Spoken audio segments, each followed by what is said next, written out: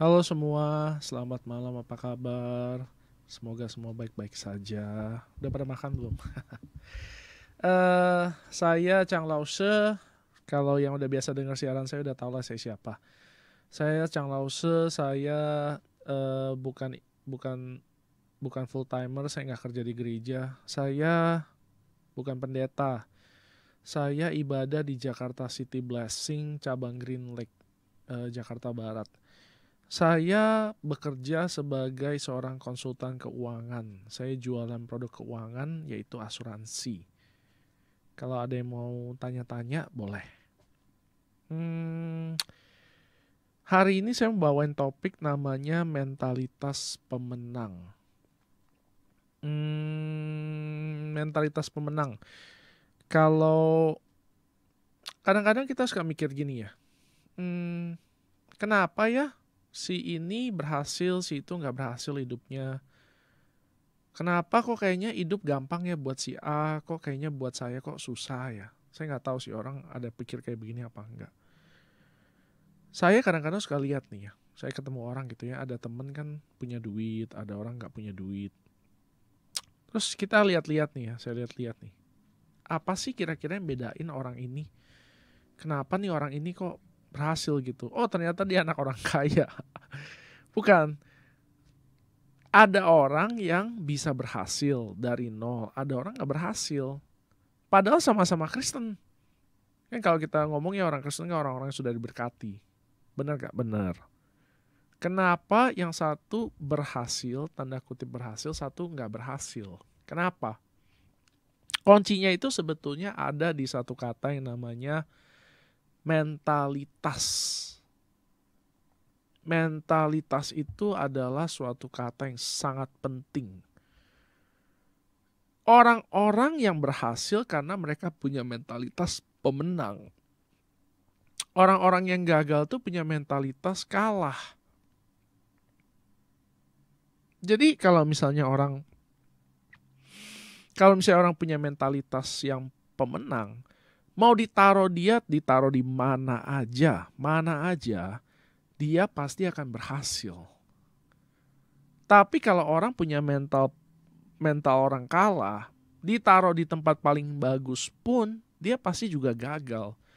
Kok bisa? Karena ayat kuncinya itu ada di Amsal. Amsal bilang begini nih, Amsal 23 kalau nggak salah ya, 7 ya. Amsal 23 ayat 7. Seperti orang yang membuat perhitungan di dalam dirinya sendiri, demikianlah ia. Seperti orang yang membuat perhitungan dalam dirinya sendiri, demikianlah ia. Sebagaimana ia berpikir tentang dirinya, demikianlah ia. Nah, mentalitas itu adalah cara kita pikir. Mentalitas itu cara kita pikir itu namanya mentalitas. Cara kita berpikir terhadap sesuatu, terhadap diri kita, itu namanya mentalitas. Nah, kita harus melihat diri kita sebagaimana Tuhan melihat kita, yaitu seseorang yang sudah lebih dari pemenang. Tuhan tuh lihat kita sudah lebih dari pemenang. Suatu kali ada satu cerita. Ini cerita pabrik bata, kalau ada yang tahu ya. Pabrik bata itu yang bikin sepatu. Pabrik bata itu bukan dari Indonesia. Jadi kalau ada yang pikir bata dari Indonesia, sebetulnya bukan. Bata itu datang dari Eropa. Saya lupa negara apa, saya lupa. Dulu itu ada satu orang sales dikirim ke Afrika. Sampai ke Afrika, dia balik lagi, dia bilang, oh kita nggak bisa bangun pabrik sepatu di sini. Kenapa? Soalnya di sana nggak ada yang pakai sepatu. Jadi nggak mungkin kita bisa jual sepatu.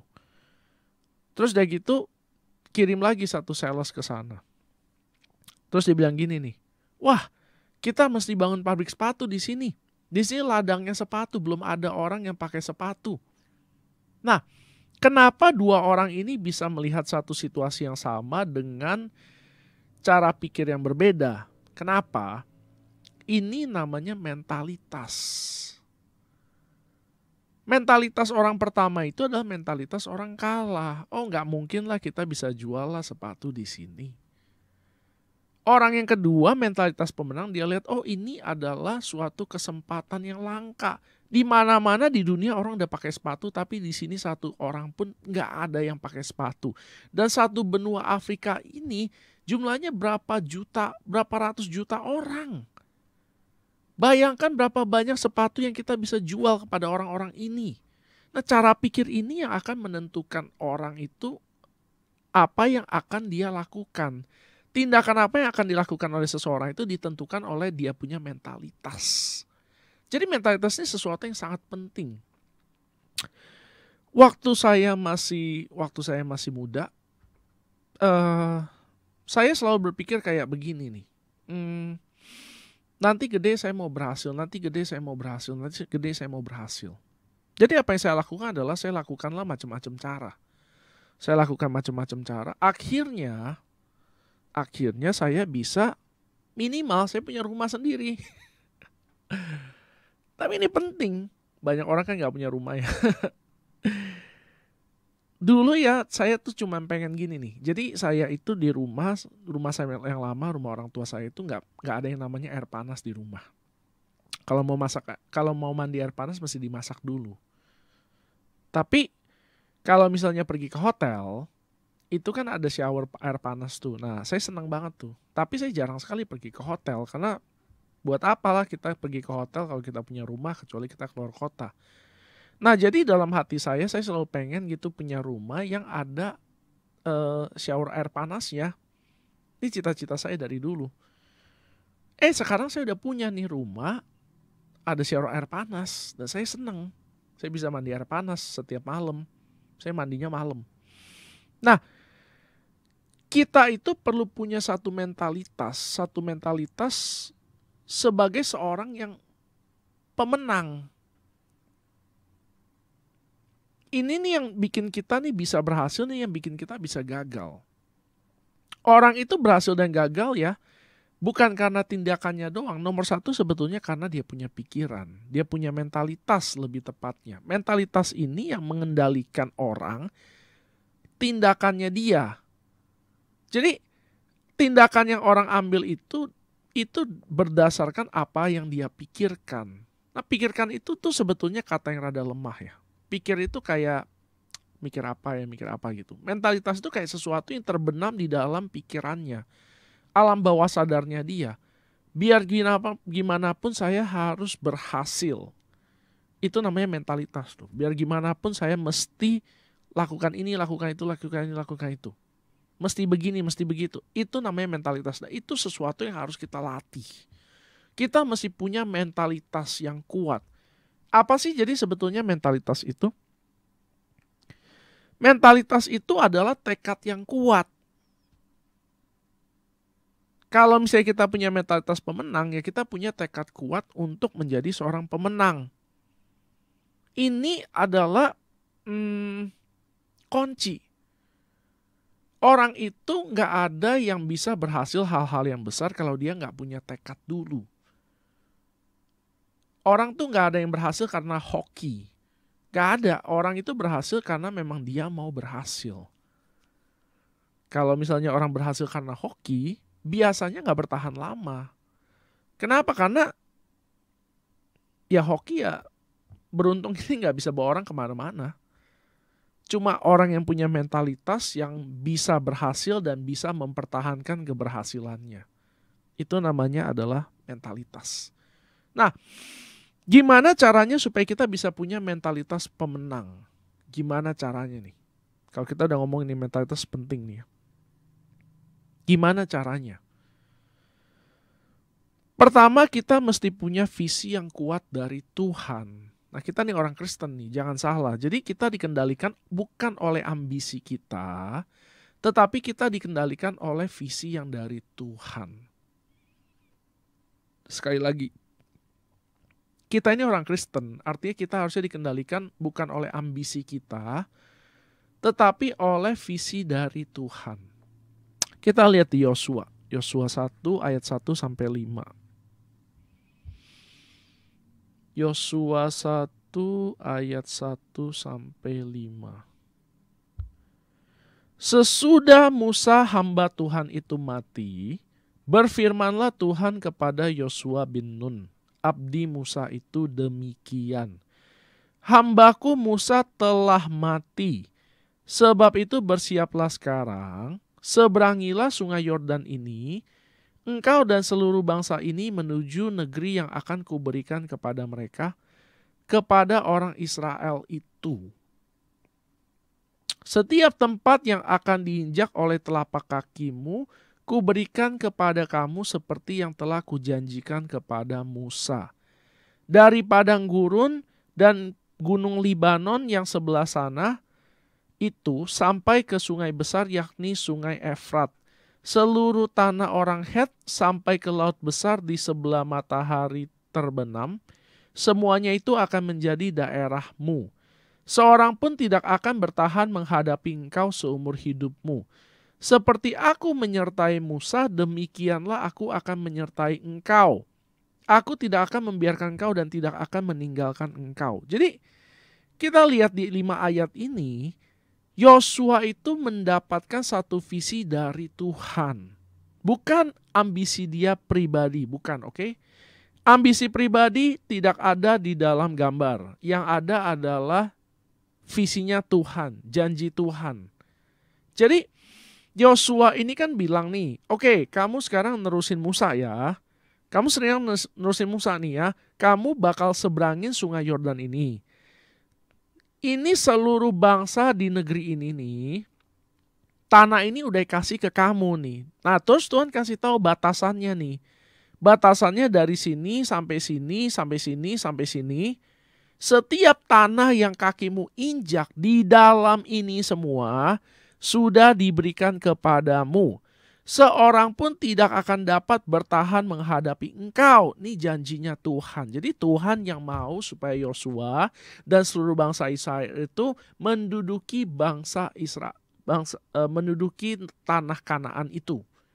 Ini maunya Tuhan, bukan maunya Musa, bukan maunya Yosua, bukan maunya bangsa Israel, tapi maunya Tuhan. Jadi pertanyaan saya kepada Anda saat ini adalah, apakah Anda sudah tahu apa maunya Tuhan terhadap hidup Anda? Ini buat yang lagi dengar nih ya, pikirin baik-baik nih. Apakah Anda sudah tahu, apakah Anda sudah mendapatkan visi dari Tuhan, apa yang Tuhan kehendaki untuk Anda miliki, untuk Anda lakukan, untuk Anda peroleh, untuk Anda laksanakan. Sudah tahu belum? Kalau belum gimana dong? Ya cari Tuhan. Cari Tuhan. Tuhan itu mencari orang-orang yang dia bisa pakai untuk melaksanakan kehendaknya dia. Apakah kehendaknya bakal saya sukai? Gak usah khawatir. Kehendak Tuhan itu buat hidup kita pasti baik. Pasti baik. Yang penting apa sih, kita cari Tuhan sungguh-sungguh. Cari Tuhan sungguh-sungguh, cari tahu kehendak Tuhan buat hidup kita dan lakukanlah itu. Waktu si Yosua itu dapat janjinya Tuhan itu, ya dia pergi, dia melangkah, dia nggak diem aja. Walaupun Tuhan sudah kasih ke dia, tetapi itu orang-orang bangsa Kanaan itu masih ada di sana. Orang-orang ini mesti ditaklukkan, mesti diusir. Kalau misalnya mereka nggak mau pergi, nggak mau tinggalin, ya mereka harus dibunuh. Kenapa? Karena itu tanah yang Tuhan sudah kasih kepada Yosua. Ini bukan janji pertamanya Tuhan. Janji pertama Tuhan itu bisa ditemukan di kitab Kejadian, di mana Tuhan bilang sama Abraham, ini semua daerah Kanaan itu akan menjadi miliknya Abraham. Waktu itu tanah Kanaan tuh belum banyak penghuni kayak waktu di zamannya Yosua.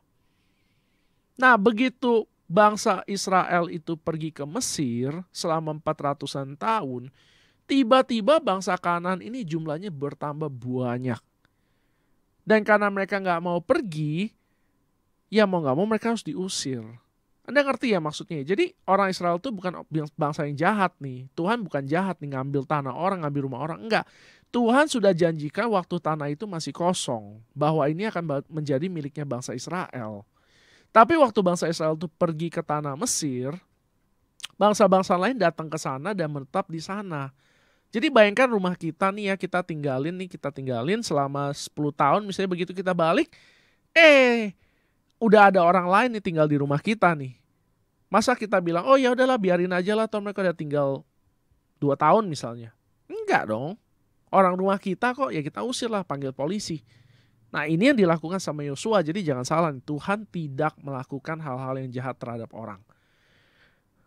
Jadi apa yang dilakukan adalah, si Yosua ini dikasih visi sama Tuhan. Dikasih visi, Tuhan sudah bilang ini sudah jadi punyanya bangsa Israel, tinggal diambil aja. Sama kayak Tuhan janjikan sama kita, kita ini udah diberkati, tinggal kita bekerja. Ketika kita bekerja, kita membuat berkat Tuhan itu turun kepada kita. Sederhana aja kayak begitu. Nah, apa yang terjadi adalah si Yosua ini mendapatkan visi ini. Begitu dia mendapatkan visi ini, Tuhan teguhkan sama dia. Kamu gak usah takut, aku ini menyertai engkau. Gak usah takut. Langsung mentalitas pemenangnya itu terbangun. Pemenangnya itu terbangun. Nah ini adalah syarat utama nih. Kita harus punya suatu janji dari Tuhan, suatu visi, supaya kita bisa punya mentalitas yang benar. Kalau Tuhan mau saya jadi orang yang hebat, saya hanya perlu mempercayainya dan saya perlu melakukannya sesuai dengan kehendak Tuhan. Tuhan tidak pernah menciptakan orang untuk hal-hal yang kegagalan. Tuhan menciptakan setiap anaknya itu untuk berhasil. Tuhan mau setiap anaknya itu berhasil.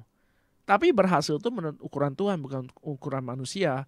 Jadi maksudnya gini, kita nggak dikatakan kita berhasil kalau kita punya harta melimpah-limpah, bukan. Tapi kalau kita berhasil melakukan kehendak Tuhan. Jadi pertama-tama kita perlu dapat visi dari Tuhan itu. Apa yang Tuhan mau di dalam hidup saya, itu mesti kita pegang baik-baik. Mesti kita ulang-ulang terus di dalam hati kita. Terus-menerus sampai kita jadi kuat.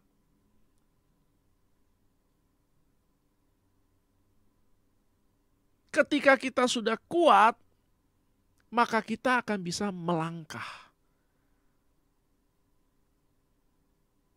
Istri saya sekarang lagi hamil bulan sekarang minggu ke-33, berarti bulan ke-8.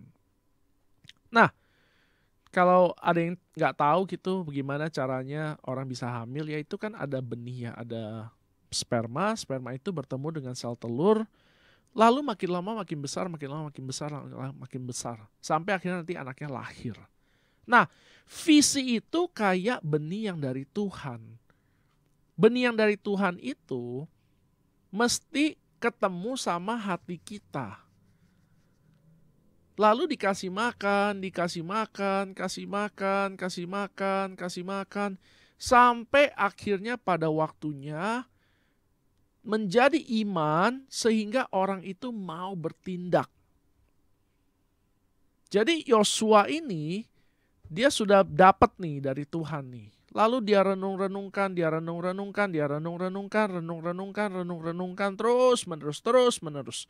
Sampai akhirnya dibilang begini sama bangsa Israel. Oke, dalam 3 hari kita akan menyeberangi sungai Yordan ini. Apa yang dia lakukan adalah dia tiba-tiba dapat ilham. Oke, semua imam mesti pegang tabut perjanjian, mesti nyanyi. Begitu mereka injak sungai Yordan, airnya langsung stop. Terus mereka berjalan di tanah kering. Dari mana itu?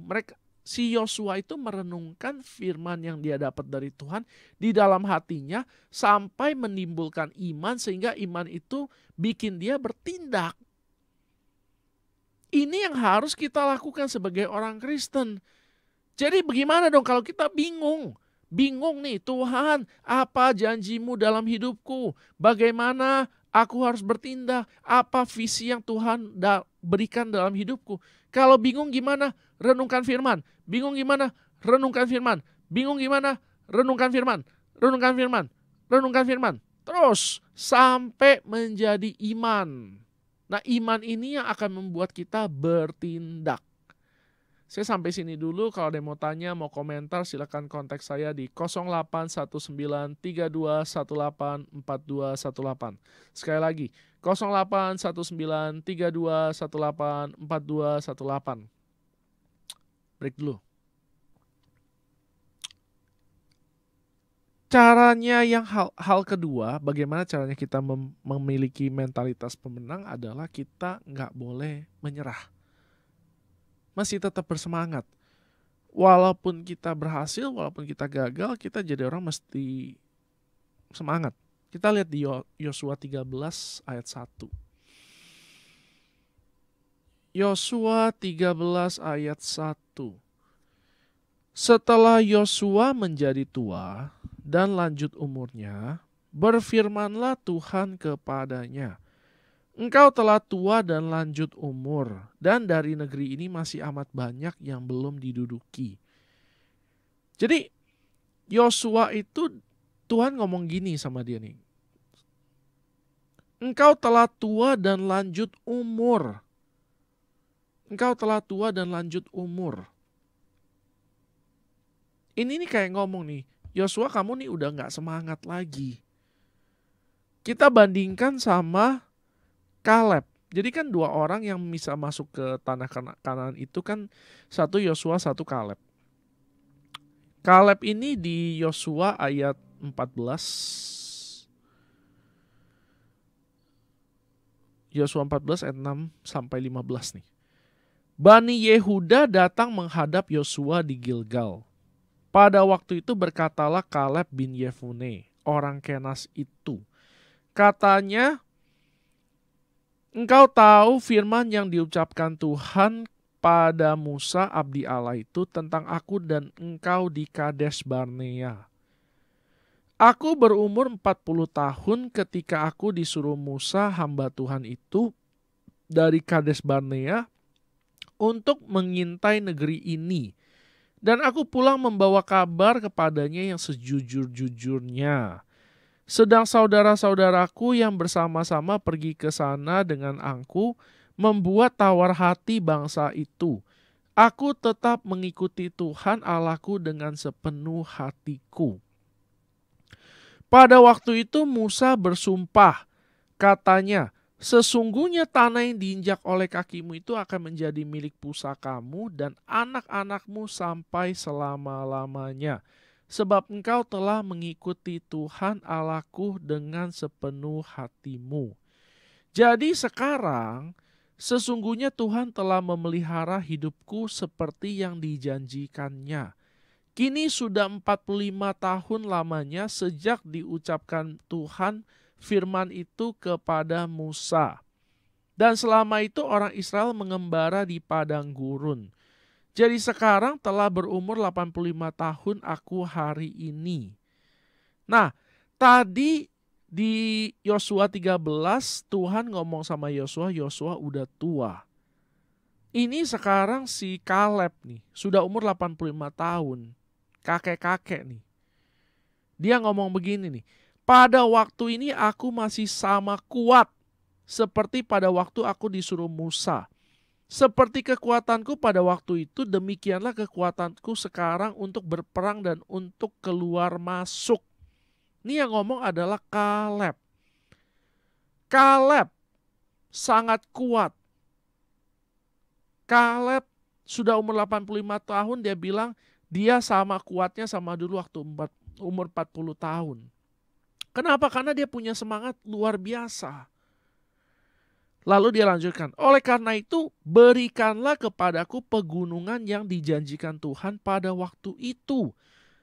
Sebab engkau sendiri mendengar pada waktu itu bahwa di sana ada orang enak dengan kota-kota yang besar dan berkubu.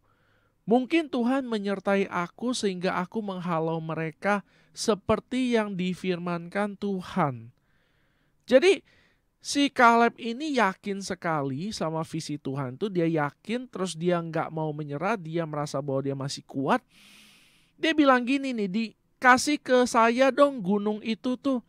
di mana ada orang-orang enak, orang-orang yang badannya gede-gede, kotanya berkubu-kubu. Lalu Yosua memberkati Kaleb bin Yefune dan diberikannya Hebron kepadanya menjadi milik pusakanya. Itulah sebabnya Hebron menjadi milik pusaka Kaleb bin Yefune orang Kenas itu sampai sekarang ini, karena ia tetap mengikuti Tuhan Allah Israel dengan sepenuh hati. Nama Hebron dahulu ialah Kiryat Arba. Arba adalah orang yang paling besar di antara orang Enak. Jadi kita bayangkan dulu ya. Yosua sudah tua, semangatnya sudah nggak ada. Padahal dia juga kakek-kakek. Ada satu kakek-kakek namanya adalah Kaleb. Kaleb itu walaupun umur sudah 85 tahun, dia nggak merasa tua. Dia tetap memegang visi itu. Makanya dia bilang, Tuhan itu janjikan sama dia ini. Dia pegang baik-baik dan dia lakukan. Dan dia pergi, dia minta satu pegunungan di mana orangnya paling gede. Paling gede. Jadi bayangkan si Kaleb ini begitu yakinnya, begitu bersemangatnya, begitu kuatnya, begitu hebat tekadnya, dan dia tidak menyerah, dia nggak takut. Walaupun dia sudah umur 85 tahun. Akhirnya dia kasih, Yosua bilang, oke, kamu boleh ambil daerah Hebron ini, dan dia pergi dan dia serang. Dia menang. Bayangkan. Jadi kita ini jangan mudah terpengaruh sama situasi. Kalau kita udah pegang janji Tuhan, ya udah, kita kerjakan terus dengan caranya Tuhan juga tentu saja, sampai berhasil. Jangan menyerah sebelum berhasil. Kalau udah berhasil gimana? Apa nyerah? Enggak, jangan dong. Minta lagi sama Tuhan visi yang baru. Jangan pernah puas.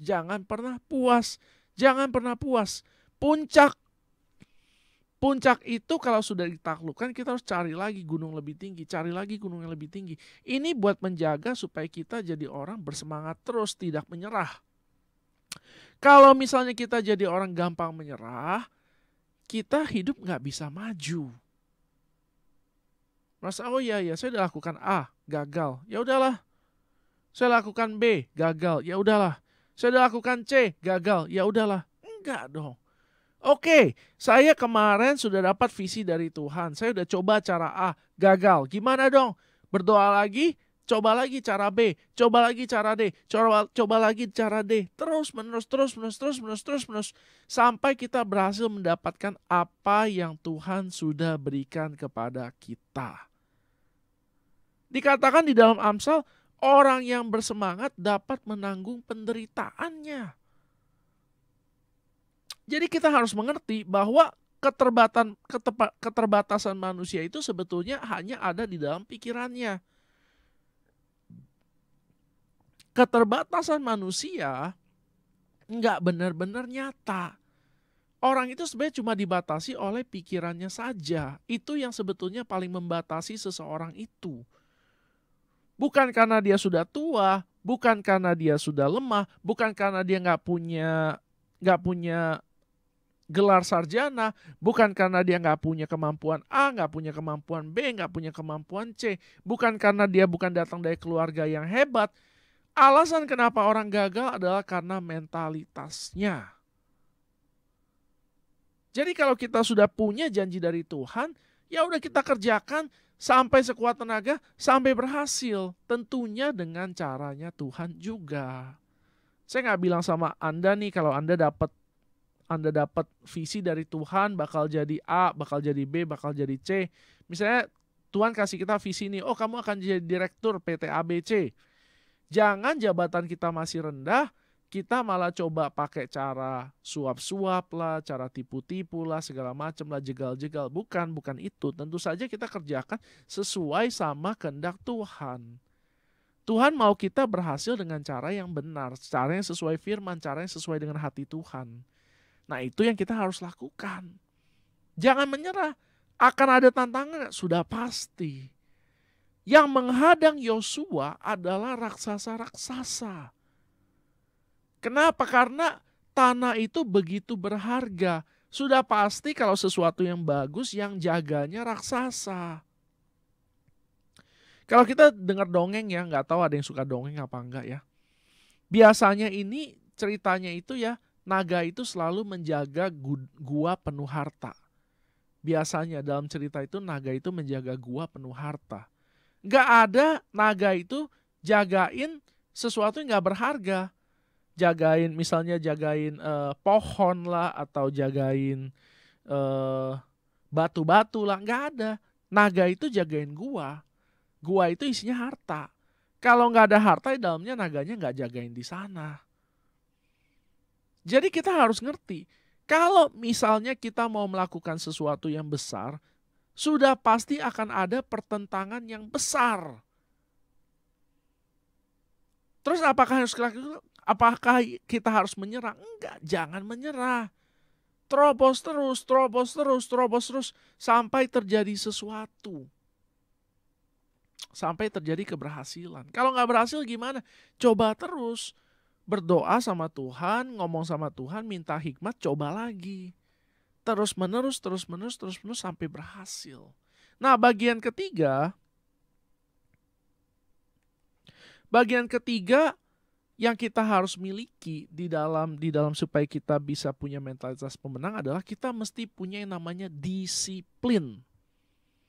Orang itu bisa berhasil bukan karena dia melakukan sesuatu yang benar sekali-kali. Sekali lagi nih penting nih. Orang itu bisa berhasil bukan karena dia melakukan hal yang benar sekali-kali. Orang itu bisa menjadi berhasil karena dia melakukan hal yang benar terus-menerus.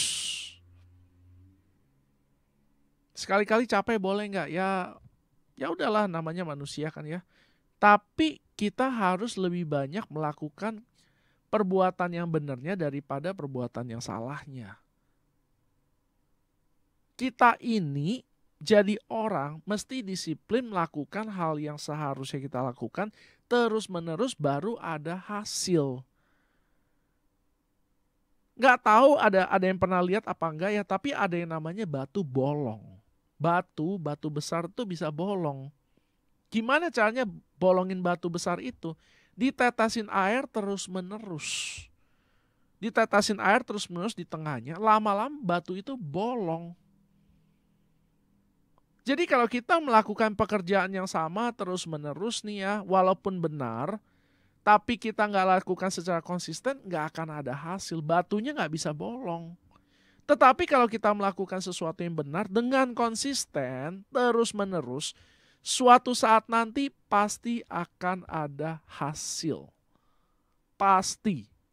Kenapa bisa begitu? Karena ini adalah firman. Tuhan itu menyukai orang yang setia. Jadi kita harus melakukan hal yang benar dalam keadaan apapun. Walaupun orang gak lihat, walaupun gak ada yang tahu, walaupun kita cuma sendiri, kita tetap lakukan hal yang benar. Ketika kita terus-menerus melakukan hal yang benar, maka kita akan menuai. Kita lihat ayatnya di Galatia 6 ayat 7. Galatia 6 ayat 7. Ayat 9. Galatia 6 ayat 9. Janganlah kita jemu-jemu berbuat baik, karena apabila sudah waktunya datang, kita akan menuai jika kita tidak menjadi lemah. Jadi kita itu jangan jadi lemah kalau kita mau menuai. Kalau kita mau lihat hasil, kalau kita mau berhasil, nggak boleh lemah. Mesti terus-menerus konsisten nih, konsisten. Kita kerja. Selama ini nggak pernah terlambat. Suatu kali bos besarnya datang pas kita terlambat. Nggak jadi dipromosi. Nggak, saya bercanda doang. Jadi kita ini mesti konsisten nih. Pokoknya saya mau kerjakan yang terbaik apapun yang terjadi. Setiap saat saya bisa. Ini nih. Orang ini ya jadi pinter bukan karena sekali-kali baca buku. Orang jadi pinter karena baca buku terus-menerus. Ini namanya apa sih? Namanya investasi. Disiplin itu adalah investasi. Kalau Anda tahu investasi itu kayak menabung nih. Anda mau kaya, nggak bisa setiap bulan cuma nabung 500, Anda nggak bisa cuma nabung 500 ribu satu kali saja lalu berharap jadi kaya. Nggak bisa. Apa yang harus dilakukan adalah Anda harus rajin menabung. Satu bulan 500 ribu. Tabunglah selama 10 tahun Anda punya 60 juta. Belum termasuk bunganya. Seperti itu. Jadi kalau misalnya kita mau lakukan sesuatu, kita mau berhasil, kita udah dapat visi, kita tetap bersemangat, kita mesti disiplin. Disiplin.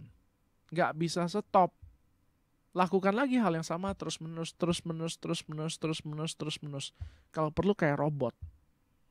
Kalau kita mau lihat hasil. Nah, bagaimana kalau orang nggak disiplin? Kita lihat di 2 Samuel 11 ayat 1. 2 Samuel 11 ayat 1. Pada pergantian tahun, pada waktu raja-raja biasanya maju berperang, maka Daud menyuruh Yoab maju beserta orang-orangnya dan seluruh orang Israel. Mereka memusnahkan Bani Amon dan mengepung kota Rabah, sedang Daud sendiri tinggal di Yerusalem. Jadi, ini adalah waktu-waktu di mana raja-raja pergi berperang. Semua tentara, bahkan rakyat Israel ini lagi pergi perang. Tapi Daud yang harusnya perang, dia nggak perang. Dia lagi leyeh-leyeh. Nyantai dulu. Nggak disiplin nih. Apa yang terjadi? Sekali peristiwa pada waktu petang ketika Daud bangun dari pembaringannya, lalu berjalan-jalan di atas sotoh istana, tampak kepadanya dari atas sotoh itu seorang perempuan sedang mandi. Perempuan itu sangat elok rupanya. Lalu Daud menyuruh orang bertanya tentang perempuan itu dan orang berkata itu adalah Batsheba binti Eliam, istri Uria orang Het itu. Siapa ini Uria? Dia adalah satu orang prajurit Daud yang luar biasa. Sesudah itu Daud menyuruh orang mengambil dia. Perempuan itu datang kepadanya lalu Daud tidur dengan dia. Perempuan itu baru selesai membersihkan diri dari kenajisannya, kemudian pulanglah perempuan itu ke rumahnya. Nah, jadi si Daud ini mestinya dia pergi perang. Dia nggak pergi perang nih. Oh, gue mau nyantai dulu lah, gue leye-leye lah. Lagi dia nyantai-nyantai, dia lihat, oh ada satu orang cewek lagi mandi. Dia tertarik kepada cewek itu, lalu dia tanya ini siapa. Ternyata ini adalah istrinya satu orang prajurit yang luar biasa. Jadi bukan istri orang biasa-biasa, ini istri seorang prajurit yang sangat setia kepada Daud yang luar biasa. Lalu dia panggil, lalu tidur sama dia, habis itu perempuannya hamil, habis itu dipanggil suaminya suruh pulang, suaminya gak tidur juga sama istrinya. Akhirnya si Daud bikin rencana, suruh tulis suratnya supaya dia mati. Bayangkan betapa luar biasanya kejahatan Daud. Ini adalah istri orang yang sangat mempercayai Daud.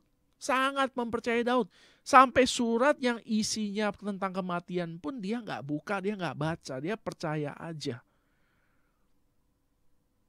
Ini semua harus dilakukan supaya Daud bisa menutupi kesalahannya. Kesalahannya yang sebetulnya kalau misalnya saja dia disiplin, ini semua tidak akan terjadi. Seandainya saja si Daud itu disiplin, dia perang pada waktu perang, dia makan pada waktu makan, tidur pada waktu tidur, ini semua tidak akan terjadi. Tetapi karena dia nggak disiplin, akhirnya ini bisa terjadi dan berbuntut panjang. Kenapa orang bisa kegemukan? Makan lebih dari cukup terus menerus. Kenapa orang bisa sakit lever? Begadang terus-menerus. Kenapa orang bisa sakit macam-macam?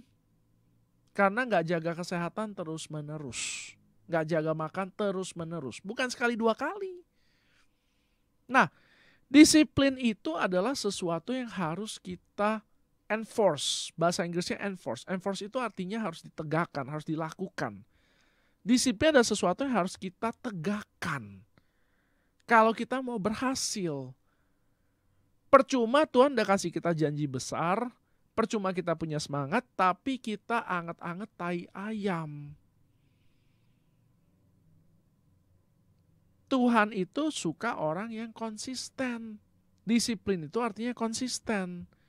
Setiap saat kita memuji Tuhan, setiap saat kita berdoa, setiap saat kita bersuka cita. Bisa nggak masalah muncul? Bisa. Cari lagi cara-cara supaya kita bisa kembali semangat. Supaya kita bisa kembali lagi serius. Supaya kita bisa kembali lagi semangat untuk melakukan janji Tuhan. Untuk meraih visi Tuhan. Ini harus dilakukan orang. Orang bisa aja lemah hatinya. Oh iyalah, beginilah, begitulah, segala macam lah. Bisnisnya gagal. Oh ya udahlah, sedih banget lah, bla bla bla bla bla bla. Cari cara supaya bisa semangat lagi. Jangan diem aja terpuruk. Nanti kayak Daud. Apa yang harus kita lakukan adalah kita mesti punya ini, 3 hal ini supaya kita mau berhasil. Pertama, dapetin visi dari Tuhan. Tuhan, apa visi Tuhan buat hidup saya? Supaya saya bisa berhasil dalam pekerjaan saya, berhasil dalam karir saya, berhasil dalam usaha saya. Kedua, kita jangan nyerah kalau kita nemuin tantangan. Datang tantangan, kita datang lagi kepada Tuhan. Minta hikmat, tanya Tuhan gimana caranya. Habis itu kita disiplin, kita lakukan hal-hal yang harusnya kita lakukan. Dulu saya pernah buka satu toko fotokopi. Saya rajin sekali. Setiap pagi jam 5 saya udah pergi ke toko itu, saya buka. Saya jaga sampai malam jam 9 malam. Saya lakukan kira-kira 1 tahun. Nggak nyampe lah, berapa bulan. Lalu setelah berapa bulan saya kerjain setiap hari seperti itu, saya pikir, oh saya mau pakai pegawai lah. Saya mau pakai pegawai, lalu saya nggak lagi datang ke toko kayak biasa. Saya bahkan bukan cuma nggak datang lagi jarang-jarang, saya hampir nggak pernah datang, nggak pernah ngurusin lagi kan. Pikir oh udah ada orang buat jaga di sana, udah ada orang buat jaga sana. Akibatnya dalam waktu 1 tahun, toko fotokopinya tutup. Nggak ada kemajuan. Sedih sekali. Harusnya bisa maju, tapi nggak maju. Kenapa? Karena saya kurang disiplin. Mestinya apa sih? Ya kalau misalnya saya udah pakai pegawai, saya pikirin cara bagaimana caranya supaya saya bisa besarkan toko saya. Apakah saya buka cabang? Apakah saya cari orderan supaya bisa dapat fotokopi banyak? Dan sebagainya, dan sebagainya. Banyak sekali yang sebetulnya saya bisa lakukan kalau saya mau. Tapi waktu itu masih muda. Waktu itu baru umur berapa ya? 19 tahun kali apa 18 tahun. Masih belum ngerti. Sekarang saya mengerti. Kalau kita mau maju, ya itu tuh. Dapetin visi dari Tuhan. Jangan menyerah. Disiplin. Saya rasa saya mau share sampai sini aja. Saya mau kasih pengumuman. Pengumuman yang pertama adalah saya ini jual asuransi. Jadi kalau ada yang tertarik mau tanya soal asuransi, cuma nanya-nanya aja, boleh kontak saya langsung. Nanti nomornya saya kasih. Atau kalau ada orang yang mau ikut saya jual asuransi buat penghasilan tambahan kah atau penghasilan full kah, boleh aja silakan. Syaratnya cuma 1, butuh iPad minimal generasi 6. Yang kedua, pengumuman yang kedua adalah ini adalah acara yang disponsori oleh orang. Jadi ada orang nih yang memberi nih kepada siaran saya ini supaya bisa berlangsung. Artinya apa? Semua orang bisa berpartisipasi. Kalau Anda di rumah merasa bahwa saya memberkati Anda mau memberi kepada acara ini untuk menjamin kelangsungan acara ini, silahkan. Sangat di-welcome. Kalau Anda mau tanya, mau memberi komentar, mau kasih masukan, atau mau minta bantuan doa, boleh juga. Silakan kontak saya ke 0819 3218 4218. Pengumuman yang ketiga adalah saya ada bikin renungan harian dan siaran ini di dalam saya punya YouTube dan IG. Namanya adalah Kelimpahan Alkitabiah. YouTube sama IG namanya Kelimpahan Alkitabiah sama. Jadi silakan subscribe, silakan follow. Nanti akan ada konten ini, konten-konten sebelumnya semuanya ada lengkap. Pengumuman keempat adalah saya bikin buku rohani, bentuknya PDF. Kalau ada yang mau baca, silakan WhatsApp ke saya gratis, saya kirim. Pengumuman kelima, setiap Jumat malam saya ada Zoom. Jadi Zoom-nya itu temanya itu bukan rohani doang, bukan keuangan doang, tapi rohani. Lebih umum. Jadi kalau misalnya ada yang tertarik mau ikut saya punya Zoom, silakan WhatsApp ke saya, nanti saya taruh di grup WhatsApp. Setiap Jumat malam jam 8 ada Zoom. Itu aja saya rasa. Saya mau akhiri siaran malam hari ini. Semoga diberkati. Salam Pabem.